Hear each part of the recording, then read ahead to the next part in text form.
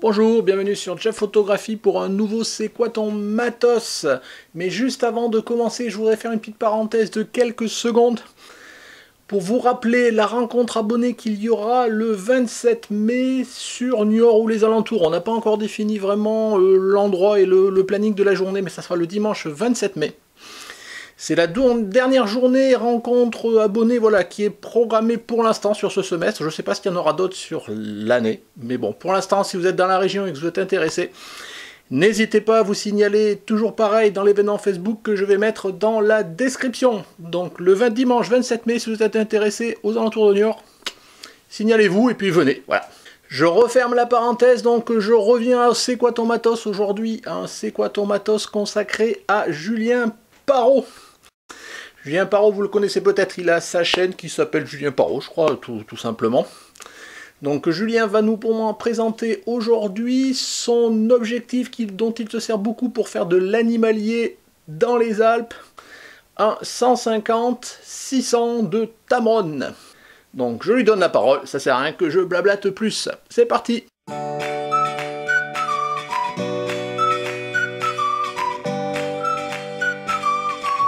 Salut les Jeffies, alors aujourd'hui je suis là pour vous présenter le 150-600 version 1 de Tamron dans un C'est quoi ton matos? Donc déjà merci à Jeff de me permettre de faire ça. Et pourquoi je vous présente le 150-600 version 1 qui a 5 ans à peu près maintenant et alors qu'il y a une version 2 récente il y a 1 an.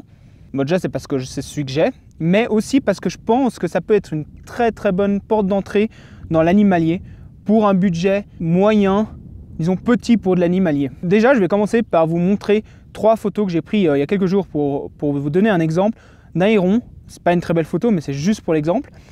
Je l'ai pris à 150, à 300 et à 600 mm. Donc je l'ai fait défiler là. Ça, vous vous rendez compte un peu du zoom. Moi, avant, j'avais un 70-300. Passer à 600, c'est vraiment génial. Par contre, bien que ça rapproche beaucoup, il faut vous dire que vous ne serez jamais assez proche des animaux, surtout si vous faites des animaux sauvages et pas dans des parcs où ils sont habitués, où il y a des gens qui marchent tout le temps et les animaux sont habitués. Par exemple, j'ai pu faire ce martin pêcheur sans affût. Vraiment, j'étais à quelques mètres. Il ne bougeait pas parce qu'il avait l'habitude des gens qui passaient à côté de lui. Mais dans l'ensemble, bien que vous soyez à 600 mm, si vous ne travaillez pas votre approche et votre connaissance des animaux, vous serez toujours trop loin. Ceci étant dit, le 150-600 pour moi, c'est un caillou qui est vraiment génial.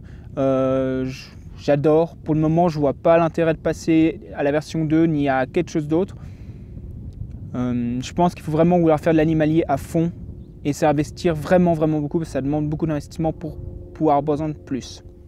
Il a une ouverture glissante de f5 à 150, donc jusqu'à 6.3 à 600 mm. Ça veut dire que vous allez globalement, si vous prenez des photos à l'aube, au crépuscule ou dans des sous-bois, ce qui peut arriver régulièrement quand vous shootez des animaux sauvages, vous allez avoir besoin de monter vos ISO assez haut. La plupart du temps, je l'utilise à 600 mm souvent. Comme je l'ai dit, on n'est jamais trop proche des animaux. Donc le pare-soleil est toujours dessus pour bien protéger la lentille qui est assez grande, c'est un 95 mm. Je l'utilise aussi pour du paysage, donc si vous voulez un polarisant, je ne l'ai pas pour le moment, il faut un polarisant très grand et relativement cher. Donc pour mes réglages, je suis toujours en ISO automatique, je laisse les ISO gérer. Je lui ai mis une barrière à 6400 parce que après j'estime que je ne peux plus rien faire de la photo. Déjà 6400 c'est pas facile, mais bon, s'il faut ça, il faut ça. Ensuite l'ouverture, généralement je suis à la plus grande parce que j'ai besoin de lumière. Et donc, même si je pouvais gagner un peu en qualité en fermant un peu, je préfère avoir de la lumière qu'un piqué un peu meilleur. Et donc, c'est la vitesse qui est importante. Disons que normalement, la règle de vitesse devrait nous dire qu'on ne devrait pas descendre en dessous de 1 sur la focale qu'on utilise fois le crop factor du sensor. Et donc, ici, on serait à 1 sur 600 fois 1,6. Donc, on serait à 1000, 1 millième. Bien entendu, il a un stabilisateur, ce qui fait qu'on peut descendre en dessous de cette vitesse. Moi, je descends rarement en dessous d'un 500e. Là, je commence à avoir du déchet. Pas toutes mes photos sont bonnes. Dès que j'ai un peu de lumière, je monte à 1 millième, quitte à toujours avoir mes ISO. Je préfère avoir mes ISO à 1000, 1500 et à être une vitesse plus haute que d'être à des ISO 100 et à une vitesse basse. Déjà, ISO 100, vous pouvez presque toujours oublier avec ce type d'objectif. Niveau qualité optique, il est génial. pour faire de l'alimanier pas en professionnel, mais il commence déjà à faire de très belles photos. Et ça demande du temps à prendre en main, une question bien le tenir parce qu'il est quand même assez lourd, donc 2 kg pour l'objectif, à peu près 3 kg pour l'ensemble avec le 7D Mark II. Moi, ça ne me dérange pas du tout, je le porte sur des randonnées de plusieurs jours et même si je le mets dans le sac, alors là c'est vraiment plus un problème. À 600 mm, il est un peu plus mou que les autres focales, mais moi ça m'a jamais vraiment trop dérangé. Et donc je pense que cet objectif est une très très bonne solution si vous voulez commencer l'alimanier. Voilà, là j'ai mis à 600.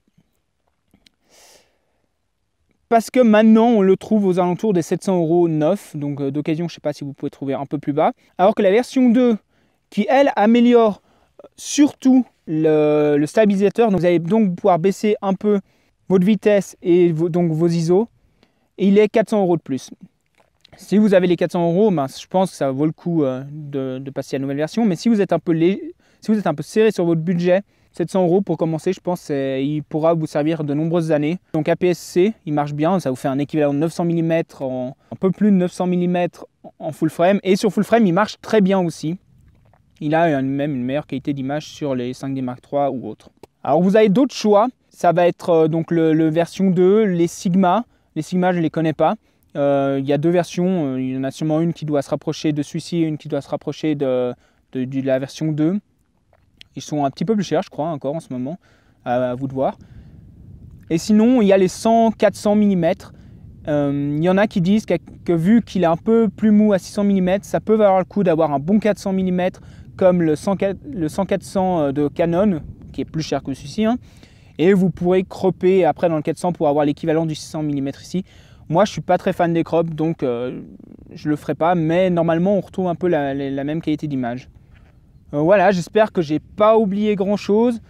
Si vous avez des questions sur cet objectif, bah, n'hésitez pas dans les commentaires, je répondrai sous la vidéo de Jeff, ou à venir voir mes vidéos et me poser des questions sur ma chaîne, je répondrai aussi.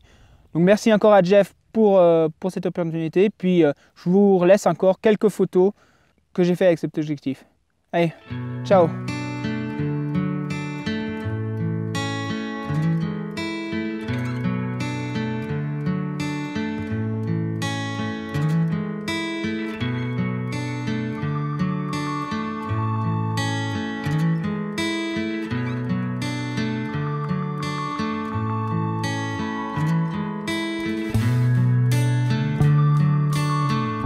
Voilà, merci Julien. Donc je vous rappelle la chaîne de Julien, je mets le lien vers la chaîne dans la description comme d'habitude. Donc si ce format vous a plu, un petit pouce bleu, n'hésitez pas à poser des commentaires, que ce soit pour moi ou que ce soit pour Julien. Je pense qu'on y répondra l'un comme l'autre. Donc voilà, si vous n'êtes pas abonné, je vous engage comme d'habitude à cliquer ici pour vous abonner.